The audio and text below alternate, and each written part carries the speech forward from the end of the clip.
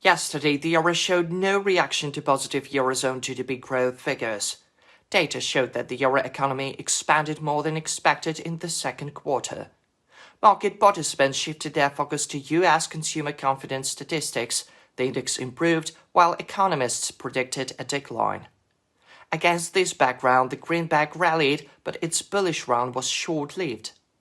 After hitting a new one-week low, the euro rebounded as traders locked in profits. As a result, the market stabilized ahead of today's Fed meeting. As for the British pound, it failed to reach a new one-week low, paving the way for a better recovery. Today's macroeconomic calendar is bereft of any important news releases from the UK. Therefore, a bullish correction in the pound sterling is only possible until the Fed announces its decision on interest rates. Germany is scheduled to release data on unemployment. In the first half of the day, all eyes will be on Eurozone consumer prices. Inflation in the bloc is forecast to remain stable at 2.5% in July. Core inflation, which excludes volatile food and energy prices, is estimated to have fallen to 2.8% year-on-year from 2.9% in June. If core consumer prices decline even more than anticipated, the euro may well come under pressure on expectations that the European Central Bank will deliver another rate cut in September. In late trade, the Fed meeting will grab traders' attention. The regulator is widely expected to keep its benchmark interest rate steady at 5.5%. Much will depend on Fed Chair Jerome Powell's comments on future policy steps at a press conference. Markets are betting that the US Central Bank will lower interest rates in September. I believe that Powell will reiterate his previous message and focus on labor market conditions. If inflation eases further, the Fed will most likely cut interest rates, thus dragging the dollar down and supporting the euro and the British currency. If the regulator keeps monetary policy tight and it stands hawkish, the US dollar will have a chance to rally, with the euro and the pound sterling suffering steep losses and hitting one-week lows. Now let's move on to technical analysis. The 1-hour EUR USD chart shows that a false breakout at 1.0801 will generate a buy signal, pushing the price up to 1.0830.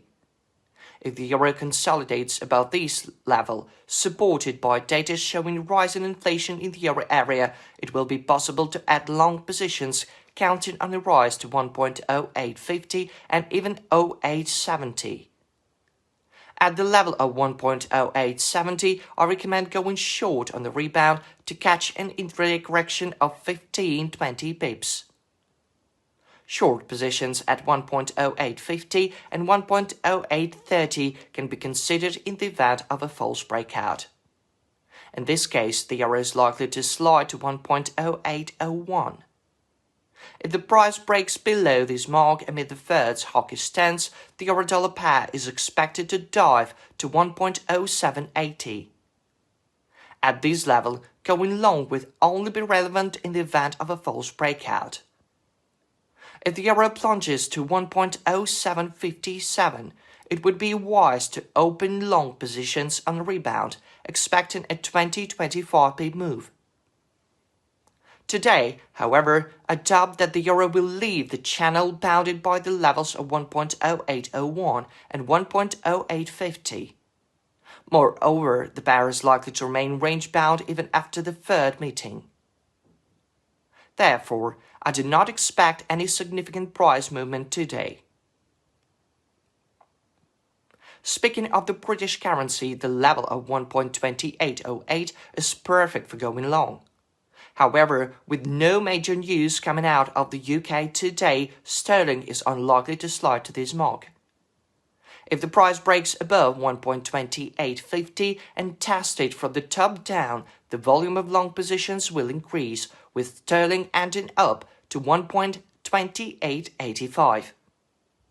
This mark is expected to act as a strong obstacle.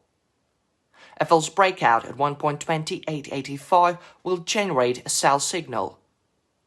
Going short on the rebound will only be relevant at 1.2909 or 29.34.